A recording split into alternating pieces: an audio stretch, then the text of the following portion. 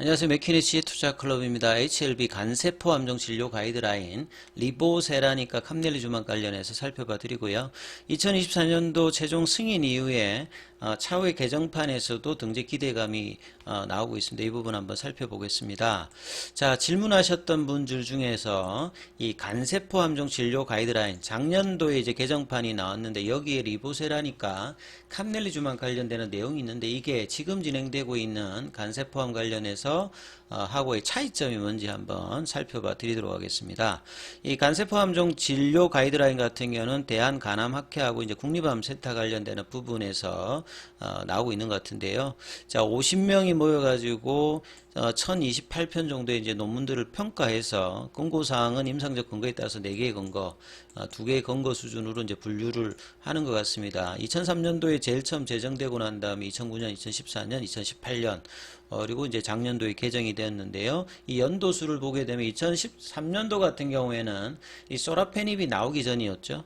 그리고 2009년 같은 경우에는 소라페닙이 이제 2007년도에 나왔으니까, 그리고 2014년도에는 아직 이제 렘바티닙이 나오기 전이고요. 2018년도에는 렘바티닙 관련되는 부분이 이제 포함되었을 거고, 작년도 같은 경우에는 이 로슈와 아스트라제네카 제품 이런 것들이 이제 추가되면서 내용들이 이제 업데이트 되었을 걸로 보여집니다. 그래서 작년에 이제 개정판의 내용에서는 1차 전신 치료제로는 로슈 제품과 아스트라제네카 제품 자체가 우선적으로 권고하는 겁니다. 그래서 이제 의료진들한테 이 권고 관련되는 부분이 특히나 이제 이 근거 중심의 가이드라인을 그 의사들 입장에서는 일선에서 가장 중요하게 생각하기 때문에 자, 이런 부분들을 이제 반영을 하는 거라고 생각하시면 될 것 같습니다. 그래서 향후에 간세포 함정과 관련된 새로운 어떤 검사 방법이나 약제 치료법에 대한 연구 임상 결과물들이 나오면 가이드라인을 지속적으로 개정한다고 나오잖아요.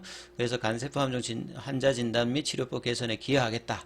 그러면 리보세라니까 캄넬리주맘의 어떤 내년도에 최종 승인이 나와서 1차 치료제로 등극을 하게 되면 향후에 이제 개정 관련되는 부분에서도 이 부분들이 다뤄질 것이다. 이렇게 이제 생각을 하실 수가 있습니다. 그래서 가이드라인 관련되는 부분을 이제 구글 같은 데다 먼저 이제 검색을 좀 해보시면 이 진료 가이드라인 관련되는 연도별로 이제 다운로드해서 이제 보실 수가 있는데요. 양이 좀 많습니다. 그래서 2003년도는 이제 아예 소라페닙이 없으니까 이제 2009년도부터 좀 살펴보면 2007년도에 소라페닙 관련되는 부분이 허가를 받았는데 2009년도 가이드라인에 보면 이제 여기는 56페이지 정도밖에 안 되죠. 그래서 항암요법 항암화학요법 관련되는 부분에 이제 소라페닉 관련되는 부분이 조금 정도 이렇게 게재가 되어 있습니다. 그리고 이제 2014년도 이제 여기를 보게 되면 이제 가이드라인이 101페이지로 늘죠. 그리고 이제 전신 항암요법 관련해서 이제 소라페닙이 아예 그냥 크게 이렇게 부각이 돼요. 그리고 난 다음에 이제 그 뒤에 세포독성 화학요법 관련, 세포독성 화학요법 관련되는 부분들도 전신치료제에 해당되는데요. 이 치료 효과의 어떤 생존기간에 유의미한 어떤 증가가 없기 때문에 1차 치료제보다는 그냥 그렇게 이제 제한적으로 사용되고 있었는데, 그래서 소라페닙이 1차 치료제로 이제 등극을 그 당시 이제 2007년도부터 이제 한 거라고 보시면 될 것 같고요. 그 다음에 이제 2018년도 보시게 되면 렘바티닙이 이제 2017년도에 또 이렇게 허가를 받지 않습니까? 요때는 좀 빠르게 반영하면서 렘바티닙 관련되는 부분이 있고요. 그 다음에 이제 2차 치료제 관련해서 이제 니볼륨만 관련되는 부분들도, 그러니까 면역관문 억제제 관련되는 부분들도 이제 등장을 하는 겁니다. 그리고 이제 2022년도에 보시게 되면 아파티닙 이제 캄넬리주만 관련되는 부분이 내용이 나오죠.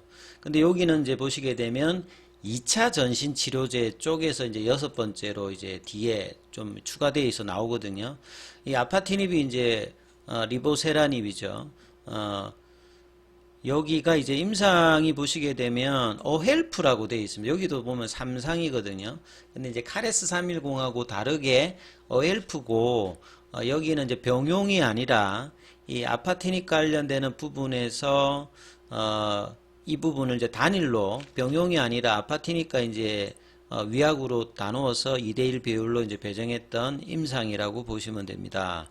그래서 여기에서도 이제 OS 값이 8.7개월, 위약분이 6.8개월이니까 약 1.9개월 정도, 1.9개월 정도 OS 값이 그 요약에 길었죠. 그 다음에 이제 PFS 값 같은 경우에도 한 2.6개월 정도 잘 나왔습니다. 그래서 2019년도에 이제 중국 쪽에서 이 부분들이 좀 이제 진행되었던 임상인데요. 그래서 clinicaltrial.gov에 들어가서 보시게 되면 요게 이제 OLF 임상 관련되는 부분이죠. 그래서 2023년도 또 3월 달에 업데이트가 좀 됐던 부분들이 있습니다. 그래서 뭐 이 내용들을 좀 살펴보게 되면 임상은 이제 2014년도에 되었고요. 그 다음에 임상 컴플리션 관련되는 부분이 2020년도에 이제 데이터 관련되는 부분은 이제 끝났던 부분인 것 같은데, 그래서 이제 2022년도에 저 이야기가 나왔을 때 요게 이제 2차 치료제 형태로 OS 값과 뭐 PFS 값에 어느 정도 이제 효과를 봤기 때문에 뭐 등재가 되었다. 그러니까 게재가 된 부분이라고 보시면 되겠죠. 그래서 여기에 이제 내용들 밑에도 보면 또 캄넬리주막 관련되는 부분들도 나와요. 그래서 여기 이제 PD-1 관련되는 단일 클론 항체고, 여기에도 이제 중국 환자 220명 대상으로 해서 다기간 이상 관련되는 부분에서 1대1 무작위 하였을 때 객관적 반응률, ORR 관련되는 부분과 이제 생존 확률 관련되는 부분에 나왔기 때문에 가이드라인에서 리보세라니까 캄넬리주맘이 2차 치료제로 각각 이제 전신 치료제로 이제 게재가 되어 있는 부분입니다. 그래서 지금 이제 병용으로 간세포암의 1차 치료제로 하는 거하고는 이 임상 코드명이 좀 다르죠. 어헬프 요렇게 이제 구분하시면 되실 것 같습니다. 그래서 이 부분들에 대해서 나왔기 때문에 조금 이제 전체 간세포암 가이드라인이 양이 좀 많은데요. 꼭 한번 읽어보시면 좋으실 것 같은데, 그래서 간단히 내용들을 한번 살펴봐 드리면, 이 치료 개관에서 보면 이제 간세포암 중에서 치료의 최종 목적은 생존 기간을 늘리는 겁니다. 그리고 삶의 질을 향상시키는 것이 가장 중요하다. 이게 고용암에서의 어떤 목표는 완치보다는 요런 부분이다라는 걸 이해하시면 될 것 같고요. 그래서 다른 암종과 달리 간세포암 같은 경우는 기저질환인 만성간염하고 간경병증이 존재하는 상태가 대부분이기 때문에요.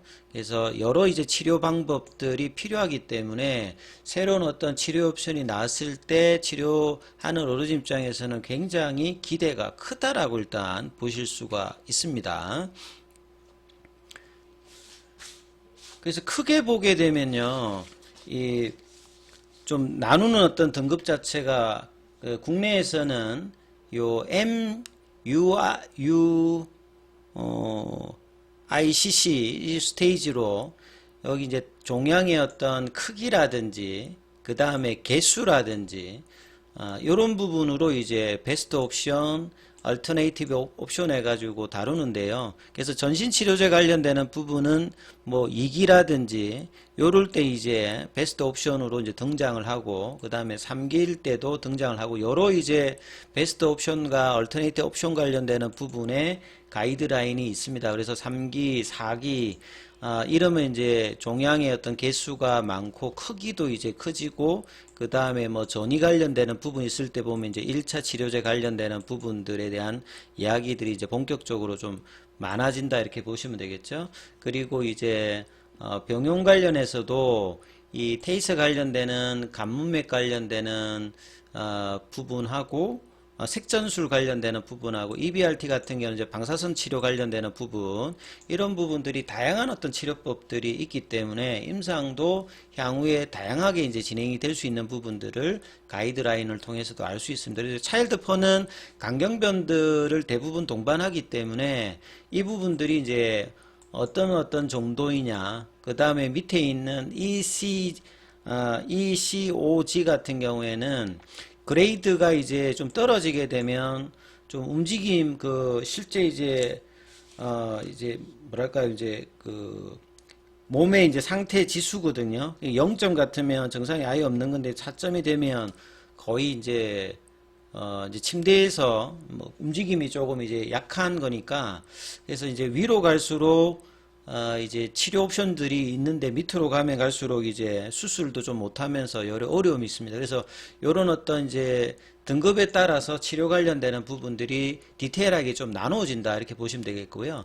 전신 치료라고 하는 게 이제 반대의 대책점인데 국소 치료죠. 국소 치료 같은 게 뭐 수술이라든지 뭐 절제라든지 이식이라든지 뭐 고주파 관련되는 부분이라든지 여러 가지 이제 치료를 할 수 있는 데 비해서 이제 전신 치료 같은 경우에는 혈류를 통해서 아니면 경구를 통해 가지고 목표 세포에 도달하는 물질을 이제 사용하는 치료법이라고 보시면 됩니다. 여기는 뭐 세포독성 항암제, 표적 항암제, 면역 항암제 다 해당된다라고 보시면 되겠고, 여기에서 가장 이제 중요한 목표는 OS 값과 PFS 값이다. 요 부분들이 요 가이드라인에도 이렇게 나와 있습니다. 그래서 소라페닙 관련되는 부분이 이제 요게 이제 22년도 관련되는 부분인데 가장 이제 앞서 나와 있고, 렘바티닙, 그 다음에 로슈 제품, 그 다음에 아스트라제네카 제품까지 이제 4가지 나와 있고, 이 리보세라니까 캄넬리주맘이 이제 허가가 돼서 하면 이제 향후에 이 부분에 이제 5번째로 이제 등재가 되겠죠.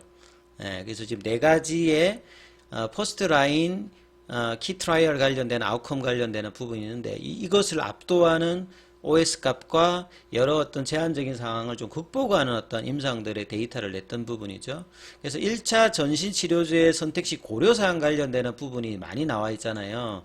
그래서 이 로슈의 제품 같은 경우에 보면 출혈 관련되는 부분, 이제 이런 부분들이 좀 있기 때문에 이것 때문에 아스트라제네카의 더발유맘과 트레몰리무맘 관련되는 부분들이 올해 1년 차입니다만 상당히 빠르게 점유율이 올라갔다라고 봐야 되겠고요. 그 다음에 이제 등급이 차일드 포 A 정도의 좋은 어떤 이제 강경변의 어떤 수치가 좋은 어떤 환자들 말고 좀 이제 강경변의 어떤 상태가 좀 안 좋은 어떤 예후가 좀 떨어진 환자에는 약효가 떨어진단 말이죠. 그러니까 이런 부분들이 어떤 단점들이 리보세라니까 캄넬리주맘이 좀 이제 먹혀 들어갈 수 있는 상대방의 어떤 이제 단점들을 극복할 수 있는 어떤 부분들이 있다라고 말씀드렸지 않습니까? 이런 부분들이 굉장히 어떤 중요한 어떤 부분이라고 생각하고요.